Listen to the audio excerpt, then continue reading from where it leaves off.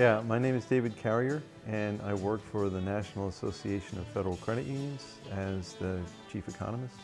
So my job is primarily to track the health of the credit union industry and individual credit unions because they're already kind of behind the eight ball compared to commercial banks.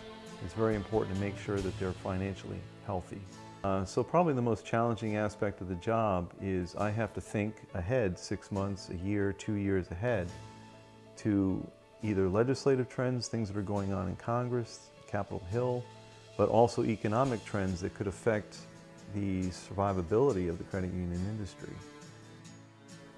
So something that I do to balance life is I commute to work on a bicycle. And I find that as I'm bicycling to work, I can clear my mind of everything else that's going on and prepare myself for the day. And then at the end of the day, I ride my bicycle back home again. It's about 13, 14 miles. It takes me about an hour to do that. And that hour is just long enough for me to completely release all the stress from the day. And when I get home, I'm completely relaxed.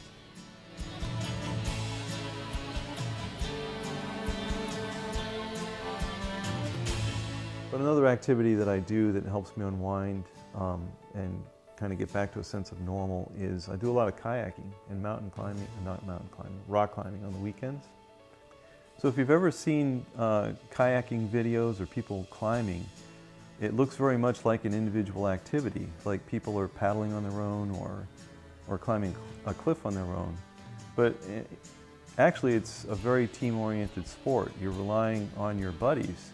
And the same is true of rock climbing and mountain climbing. We always do it as a team, and that way if we ever get into a bad situation, we've got our team members there to help us out and bail us out of the situation.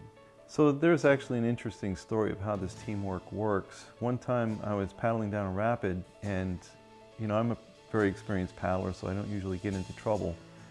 But I found myself going down this rapid and moving a lot faster than this big raft that was in front of me. And this raft was full of 8 people. So I found myself going faster than this raft and catching up to it, and right at the spot where I needed to go around it, all the water focused in between these 2 huge rocks. And I had no choice but to ram right into that raft. And I ended up sliding underneath it and flipping upside down. So it's difficult enough as it is to right yourself back up again. It's called an Eskimo roll. Well, after 30 seconds or 45 seconds, you start running out of air and, you know, starting to panic. So fortunately, I had a buddy right behind me, and he saw all this happening. He knew I was in trouble. He paddled up next to the raft, reached underneath, grabbed me, and pulled me out from underneath that raft. And if he hadn't been there to do that, you know, who knows what could have happened. I think that these activities really help me maintain the focus that I need to really concentrate on the work that I'm doing. And then the other aspect is just knowing how to do teamwork. I have a couple people that I work with that I've explained the whole concept of how teamwork works when we're paddling and when we're mountain climbing. And I use that as a metaphor for how we interact as a team. So the 3 of us all rely on each other. Some of us are better at some aspect of a task, and you know, we all have different strengths that we bring to the team, and as a team we come up with a product that's a lot better than it would be if we were just working as individuals.